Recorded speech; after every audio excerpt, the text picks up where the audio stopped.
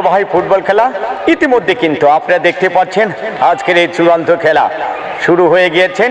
এদিকে মাঠে কিন্তু প্লেয়ার দেখা যাচ্ছে, বল এখন পর্যন্ত কেউ দেখতে পারেননি।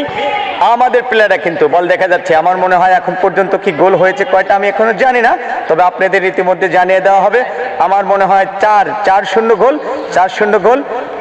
ফরিদপুর বনাম আমাদের ধানুয়াঘাটা খেলা হচ্ছে, আপনারা দেখতে পাচ্ছেন।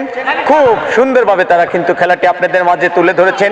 আমি কিন্তু আপনাদের মাঝে সে ধারা বর্ণনা করছি, ধারা বর্ণনা করে যাচ্ছে, আপনাদেরকে দেখাতে চাচ্ছি। আসলে দেখেন কত সুন্দর করে তারা কিন্তু আপনাদেরকে খেলা দেখাচ্ছেন। আব্দুর রহমান ওখানে কিন্তু লম্বা করে কিক করেছিলেন, বল চলে গেলেন মাঠের বাইরে। থইন করার জন্য প্রস্তুত, থইন করলেন আবারও আব্দুর রহমান, কিন্তু না, এদিকে কিন্তু মুরাদ, কিন্তু না, গোলরক্ষক তিনি প্রস্তুত ছিলেন।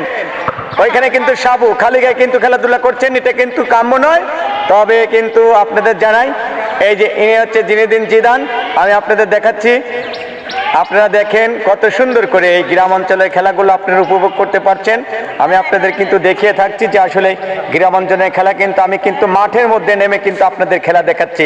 আপনারা দেখতে পাচ্ছেন মাঠের মধ্যে আমি কিন্তু সরাসরি নেমে গেছি, খেলাতেই দেখাচ্ছি আপনাদের। আমি কিন্তু আপনাদের দেখাচ্ছি, দেখতে পাচ্ছেন। আপনারা সবাই একটু ভিডিওটা দেখবেন এবং সাপোর্ট করবেন, বেশি বেশি সাপোর্ট করবেন। ভালো লাগলে একটু শেয়ার করবেন। অতি চমৎকার লম্বা করে কিক করেছিলেন, ওখানে কিন্তু কারেন্ট ওখানে কিন্তু কারেন্ট থেকে কিন্তু না ধরে রাখতে পারলেন না, বল চলে গেলেন আবারও মাঠের বাইরে।